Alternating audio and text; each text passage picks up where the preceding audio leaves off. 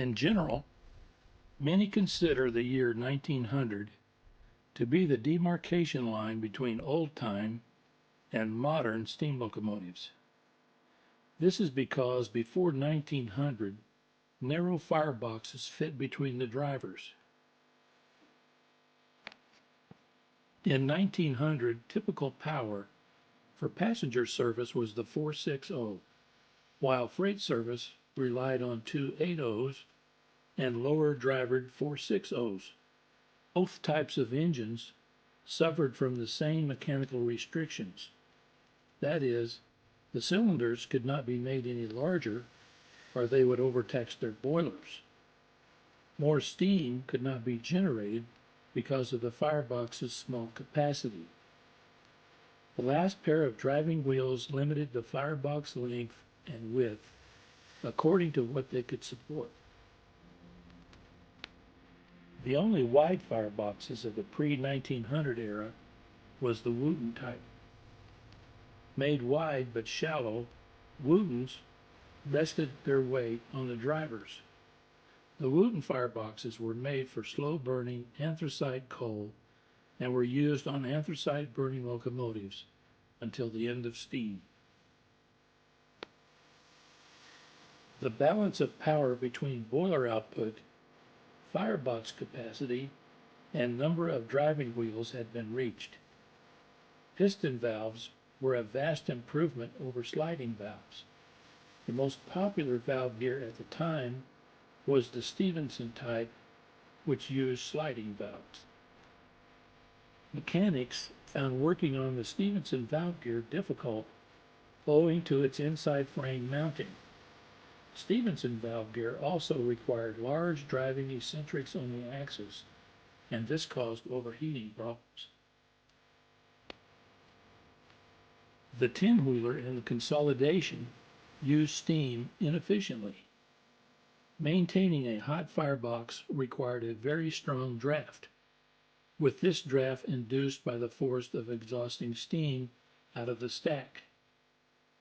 The exhaust steam went out of the cylinders and into the smoke box, where it had to pass through the exhaust nozzle. A smaller nozzle caused the exhaust steam speed to increase and create better draft in the firebox. However, the smaller exhaust nozzle caused more back pressure in the cylinders.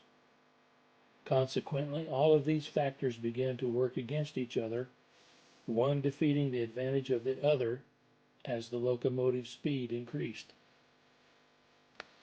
Firebox space limitations seem to be the root of most of these problems. If the firebox could be made larger, steam and drafting capacity could be increased. Then, larger cylinders and drivers could be applied, making a larger and heavier locomotive with a substantial increase in power.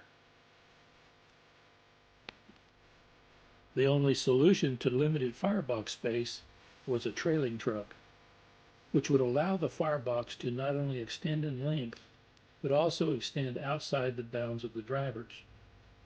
The boiler could be mounted much lower on the engine, lowering the overall center of gravity. At first, trailing trucks were an inside bearing type.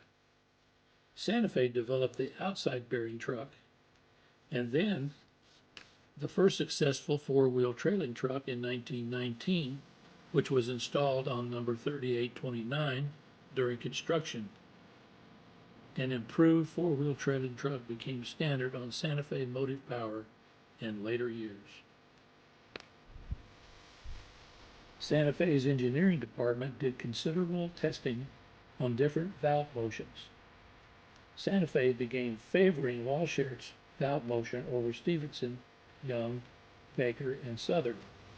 Walschaerts gear is outside the locomotive's frame, making it easy to service and repair. It also transmits the piston's force in a straight line with less indirect motion than other types. William Barstow Strong became president in 1881. For the duration of his term, William B. Strong executed a courageous and visionary expansion program, overseeing the completion of Cyrus K. Holliday's vision. Strong advanced the development of the Atchison, Topeka, and Santa Fe Railroad Company into a major transcontinental railway spanning from Chicago through Kansas City and on to the Gulf Coast, Houston, and Galveston, Texas.